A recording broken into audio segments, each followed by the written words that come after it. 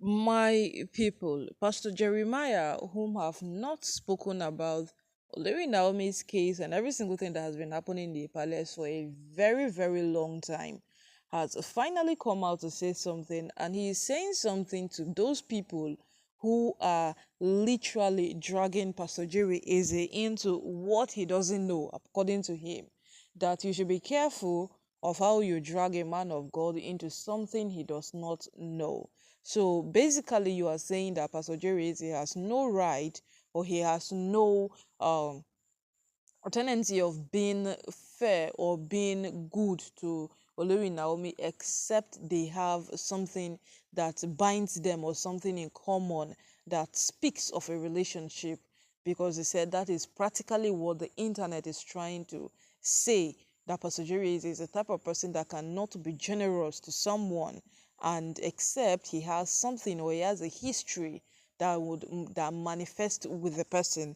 So now he's saying that, okay, oh, so now they're trying to say that those women, those widows that Pastor Jerry is built houses for, what history does he have with them? They should go and bring him the history so that he can also understand better why they are dragging Pastor Jerry Easy over this Olori Naomi's matter. Well, my people, the internet will always make things seem the way they want it to.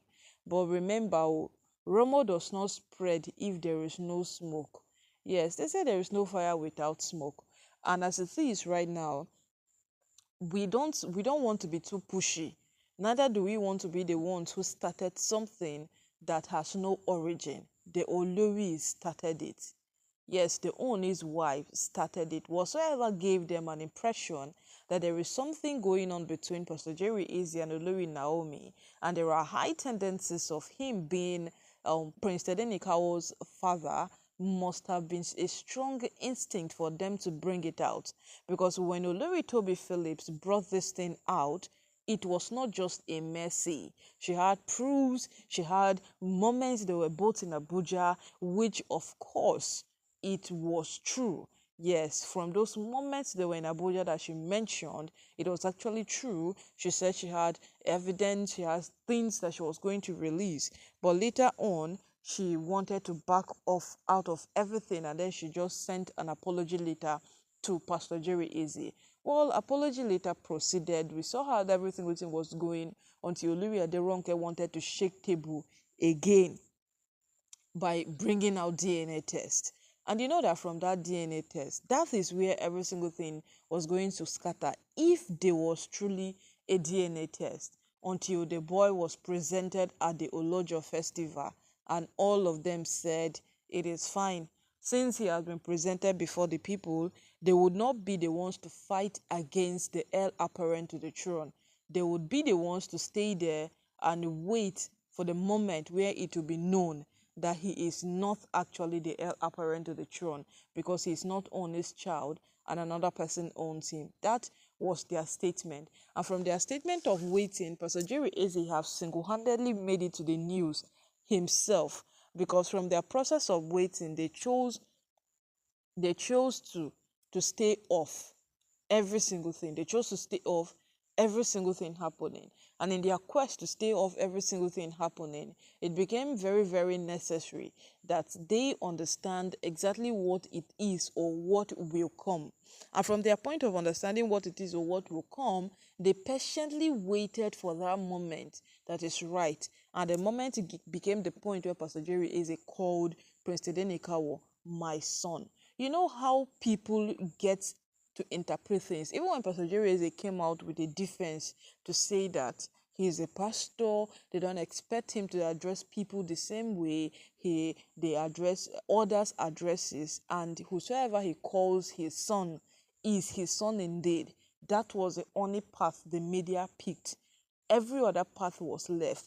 This thing is just like when Governor Adeleke walked past the Oni to come back and greet him specially, because the Oni stretched his hand, he withdrew back and greeted other people, came back and greeted the Oni, and they stayed there for about minutes talking because he knew that the own is someone who he cannot just greet and pass. So he skipped him to come back.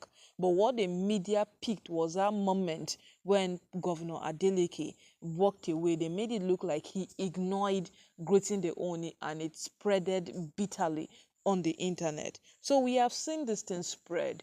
So trying to drag Pastor Jerry Eze by his neck is definitely what we are not doing. It is certainly what we are not doing.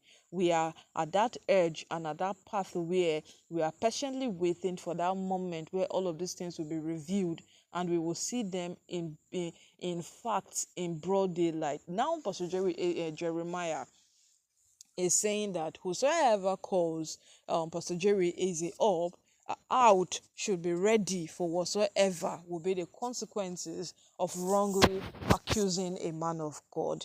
Well, we don't know. We don't really know. We don't know which one is which. Neither do we even know how these things will play out. But one thing we know for sure, is the fact that every single thing happening here has a root. Yes, it has a root. And if you want to dig deep, if you want to investigate, if you want to go inside of what is happening, you would come to that point of realization that something linked onto another thing that has triggered this woman to say or do whatsoever it is that they have done over time. So, my people, at this point, Pastor Jeremiah is not really defending, but he is saying that people who are quick to judge, people who are fast to spread rumors, people who are so fast to drag others by their neck should be very, very careful of what they spread out. Yes, they should be, because as days goes by, as time progresses, and as every single thing happens, they should know that who they are pulling around or who they are dragging around is a man of God, and there are consequences for dragging men of God. They say that words, touch not my anointed and do my prophet no harm. So we should all know that whatsoever it is, if there is a truth, Pastor Jerry will definitely come out to say that this is what it is. But since there is none, the media should calm down on taking in false rumor and spreading what is not there. My people, this matter, it will come to a point of realization that people might be right or wrong. We say that when it comes to the palace matter, no 2 day fast to draw conclusions, so no 2 day fast to say any single thing, because whatsoever, once there is a smoke in the palace, we get to know that there is something hovering around that we definitely need to pay attention to. We don't need to buttress on the point, but we know very well that there is something about this matter, and the way it is not ending, there is something about it that is worth knowing.